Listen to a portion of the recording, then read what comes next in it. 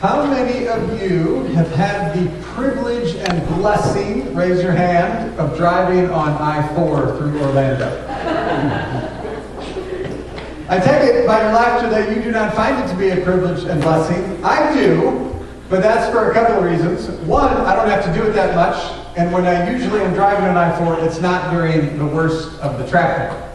But two, I do have a degree in engineering, and I love to watch stuff get built. And it is amazing, especially when you get to like the 408 interchange, to watch these legs going up and these big arcing roads that don't even have a roadway yet. And then they're laying concrete out onto the bridge, like driving onto it as they build it. And I just love to watch that. There's parts of it where you come around the turn and you can see the vision. Like you can see all of the lanes starting to line up, and you can tell that someday you're going to be able to drive on all this. Now there's a reason we're going through this huge big mess, and it's probably, it was before I got here, because there was too much traffic on the roads and there wasn't enough places to put all the cars. Now is there a quick and easy answer to that problem? There's not. Can you just close down 4 and do complete construction and then open it back up later? No. And so the way it is now, you see all the signs. This ramp is closed on this night, and sometimes the whole westbound lanes are closed at night, and there's a lot of night work going on as they go through this long, slow, tedious process of reworking roads while they are being used. One of the metaphors we use for roads sometimes is that they are like arteries that run through a city that keep the traffic that flows through all of them. And similarly with the heart. If you have a heart surgery, do they just stop your heart and your lungs and everything and go to work on you for hours until they're done and then start you back up? No, they have to keep it flowing somehow while they reroute and do the heart surgery that they do. Again, that's long and slow, and they have to take their time and do the surgery while the heart is still working. So this long, slow, tedious work has to be done. There's no shortcuts. Tonight we hear from the prophet Joel. And to understand the story we hear from Joel, you have to kind of place Joel in the context of the life of the people of Israel. The people of Israel got out of slavery in Egypt, right? And then they had to adjust to this whole new way of living for 40 years in the wilderness. And then they get into the promised land and have hundreds of years of monarchy. But the Babylonians come and tear down the city and the temple and carry them off into exile. They have to adjust to a whole other new way of living. And then they get to come home. And what they come home to is not what they left, right? It's destroyed, and it's been sitting around, and they've been trying to live in this foreign land, and they come back into that place. And that's probably when Joel wrote to those people. Now you would think that the prophet would look at the people and say, look, we're home. It's going to be great. Get your heads up. We're going to rebuild the walls. We're going to rebuild the city, and we'll be right back to where we used to be. But that's not what the prophet says. The passage we hear tonight starts off with, sound the alarm. Sound the alarm, because the day of the Lord is coming. And then we skipped a bunch of verses. Those verses are terrifying. They talk about this army of the Lord that is coming, and it's going to come and bring great darkness, and it's going to be unrelenting, and it's going to be terrible what happens. And then we pick it back up at verse 12, where it says, yet. So sound the alarm. All this terrible stuff is going to happen when the day of the Lord comes. Yet, return to the Lord with your hearts. And if you follow what's happening there, what the prophet is saying is that your hearts have strayed away from God. You have followed other things. You have looked for other answers. You have looked to find life in places other than the gift of life that God has given you. So return. And then you can start to think about all the terrible destruction, and maybe it's not so much that God is bringing these punishments, but that the people have created their own punishments by not following God. And if you track through the whole story of the people of Israel, and you look at it a certain way, you can see that the people often seem to be moving away from this life of God that God has given them, which is kind of slow and tedious and about obedience, right? When they get the law from Moses, it's about honoring parents. It's about putting God first. It's about not stealing. And all of those 10 commandments and the way that we are encouraged to live together as people. There's nothing like big and exciting about it, right? It's long, slow work of loving your neighbor and caring for your community and just being faithful to these covenant promises that God invites the people into. Well, when you look through the story of the people of Israel, though, that's not as interesting as like quick solutions to your problems. And so you look at when Moses gets out into the wilderness, right? It's this long journey, and the people just complain. They want quick solutions. Moses goes up to the mountain, and what do?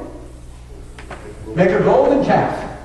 Maybe the golden calf will bring us the life that we want, and we don't have to do all the stuff that God said, right? We'll just get the golden calf. Then they eventually get into the promised land. And if you read through the books of Kings and Chronicles, it's this great refrain where a new king comes along, and they have an opportunity to be faithful, and most of them, the first thing they do is rebuild all the altars to other gods, and they put up these Asherah poles, and they look for quick, easy fixes rather than doing the hard work of following and being faithful to God. Then some of the kings are faithful, and they tear all that stuff down, which is long, hard work again, and try to get back to being faithful. And then another king comes along and tries to get back to those easy, quick solutions. Then there's powers that come around. You hear, if you read through these books, there are different empires that are leaning in and wanting to take these people away from their land and take their land. And God always has a word for them about trusting in the Lord. But then they want to go make treaties with other peoples and say, well, maybe together we can fight off this one. Again, not the long, slow, faithful, patient work of following God, but these hopefully quick and easy solutions that come from other places.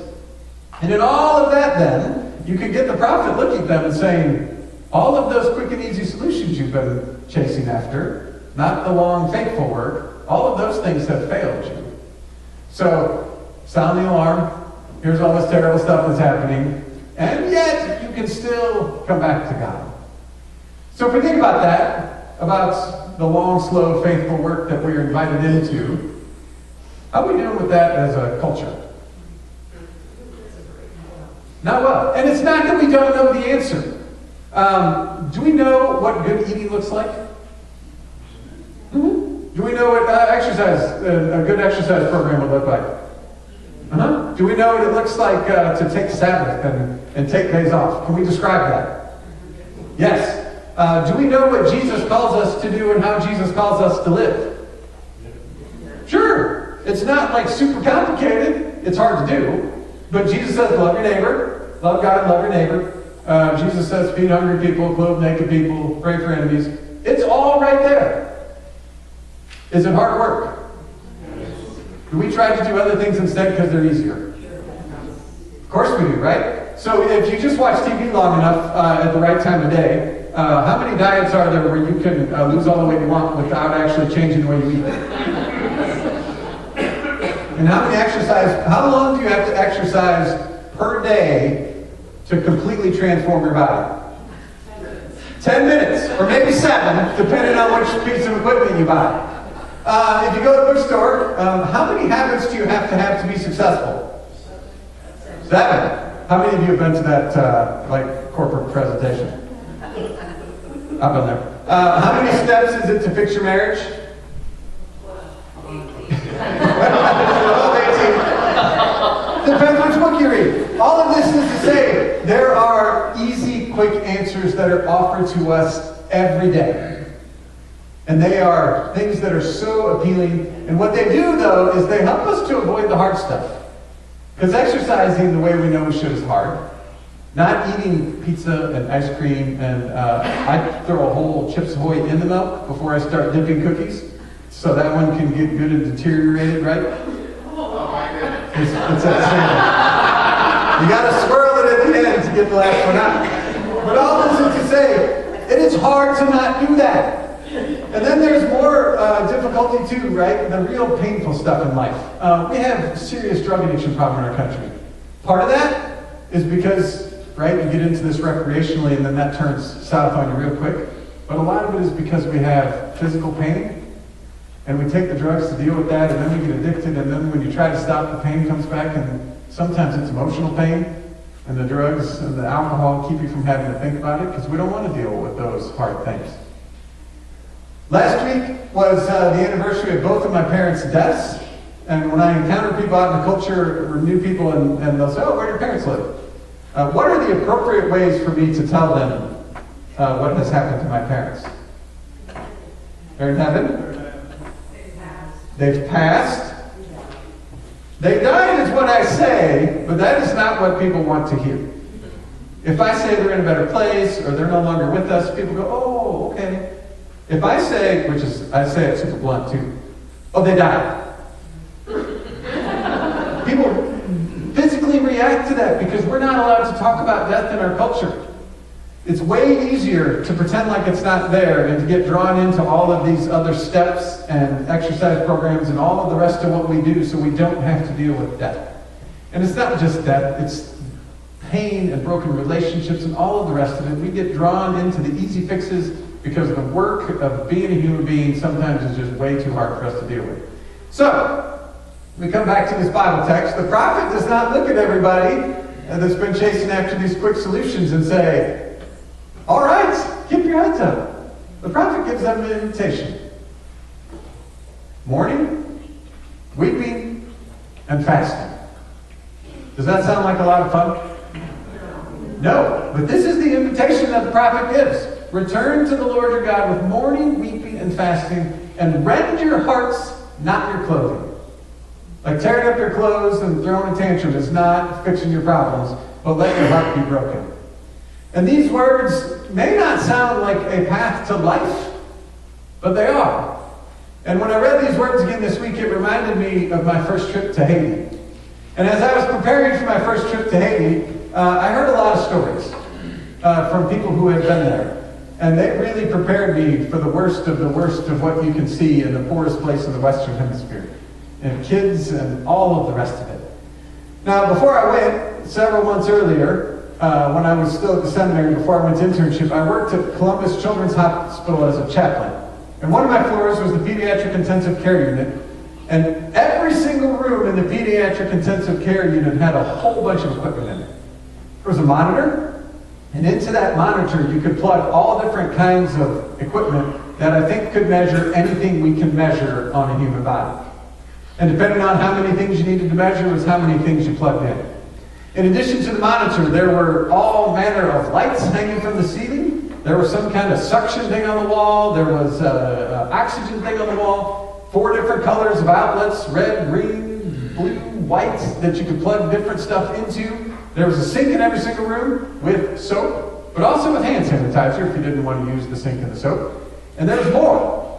Now, some of the kids were old enough to be bored when they were in the hospital, so you could wheel in a video game cart or a movie thing for the kids to watch movies. Every single room, you could do this. So when I went to Haiti and I heard all these stories, every place we went, we saw kids mostly. Some of them disabled who had been cast off by their families, others who just didn't eat all the time. And every place we went, somebody had a hard time. Somebody saw something there that was just too much for them to deal with, and it broke their heart. And because I'd heard so many stories, most of it I could roll with, right? I would get there and say, yep, this is kind of what I heard like it was going to be like. But nobody told me what it looked like when you went to the hospital that we went to, part of which was a children's hospital for mostly kids with tuberculosis and AIDS orphans.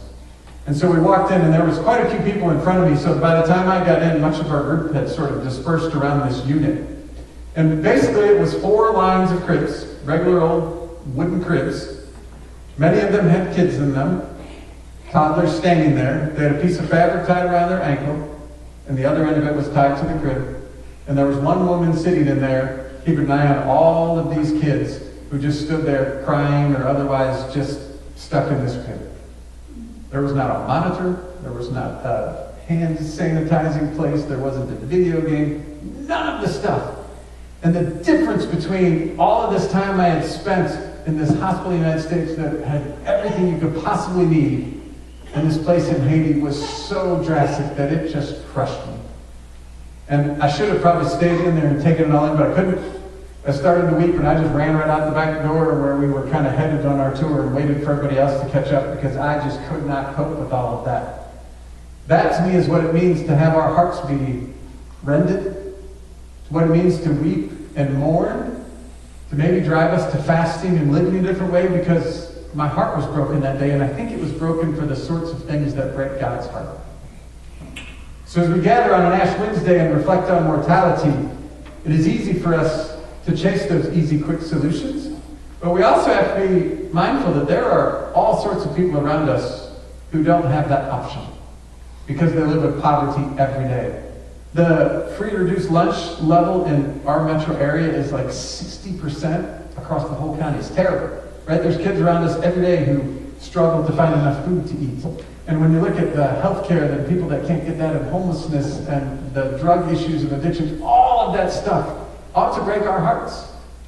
And when it breaks our hearts and we go to those places of weeping and fasting, we then maybe start to follow into this long, faithful path that isn't the easy, quick fixes, but it is the path that God invites us to life. Jesus incidentally showed us what this looks like. He came into the world as a baby, yes, and we have a little bit of stories of him as a young person, but then he grows up and starts to walk around and encounter people in the world. What does he do at the tomb of Lazarus? He weeps. Before he raises him, he weeps. Jesus encounters another woman who's carrying her son out there in a sort of a parade to his burial, and Jesus encounters her, and he does not tell us he wept, but he certainly mourned with her before he revived her son, right, to be with her again. Jesus at one point talks about, like, Jerusalem, Jerusalem, how I long to gather you like a mother hen gathers her chickens, except for y'all won't listen. So he mourns the state of things. He weeps. And when he goes to the cross, he encounters all of our desire for quick, easy answers. And the cross even is a quick, easy answer to a guy who wouldn't stop talking about grace and talking about love. The easiest thing to do was to just put him on the cross and get rid of him. Except for he came back. He would not stay dead. God raised him from the dead to bring us to a place beyond quick, easy fixes and to this place of new life. And it can be long and slow and tedious to live in those places of faith, but they are the places of resurrection. But you don't get to resurrection without going where first? Death. Death comes first. So as we enter into a season of Lent, it is a time for us to think about mortality and death. Not just at the end of life, but all of what's around us that has to die so that we can enter into those long, slow, faithful places of living. I hope that when you drive on I-4 now, you can find a deeper appreciation for it. That it is being remade in this long, slow process that one day is going to be a brand new road. They'll probably have to start fixing it again by the time they get to the end. But it is being remade into something new. And that is what God is always doing with us. Those ashes we mark ourselves with tonight will be a reminder of death, but they are also a reminder that we are always being made new by a God who never gives up on us, is always working to transform us, and is always dragging us into the places of resurrection life. Amen. Amen.